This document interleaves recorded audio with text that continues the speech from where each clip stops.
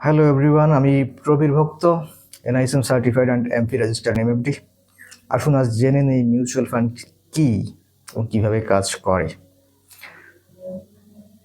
ধরুন আপনি একটা জায়গা কিনতে যাচ্ছেন, যে জায়গা আপনার বাজেটের বাইরে, আপনার কাছে যে টাকা রয়েছে সেটা দিয়ে সেটা সম্ভব নয়। এই অবস্থাতে যদি আপনি আরও 10জন মানুষের সঙ্গে একসঙ্গে একটা ফান্ড ক্রিয়েট করেন এবং সেই জায়গাটা আপনারা 10জন মিলে কিনতে পারছেন, সেক্ষেত্রে যে ফান্ডটা আপনারা 10জন মিলে একত্রিত করছেন, এটাই মূলত মিউচুয়াল ফান্ডের আকারে কাজ করছে। প্র্যাকটিক্যালি সেটা মিউচুয়াল ফান্ডের ক্ষেত্রে কী করে হয়, যেমন ধরুন পার্টিকুলার কোনো একটা অ্যাসেট ক্লাস বা কোনো একটা স্টক, যেটা সাধারণ মানুষের পক্ষে ওই স্টকটার প্রাইস যা সেটা কেনা সম্ভব নয়।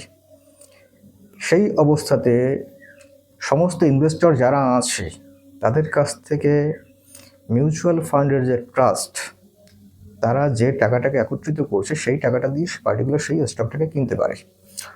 তখন সেই স্টকটা যে ফান্ডের মধ্যে তারা অ্যাড করছে তার ইউনিট ভাগ করে প্রত্যেকটা ইনভেস্টরকে দিয়ে দিচ্ছে। যে ইউনিটগুলোকে যদি প্রাইস হিসেবে ক্যালকুলেশন করা হয় সেটাকে নেট অ্যাসেট ভ্যালু বা এনএভি বলা হয়, যেটা মিউচুয়াল ফান্ডের ইউনিট।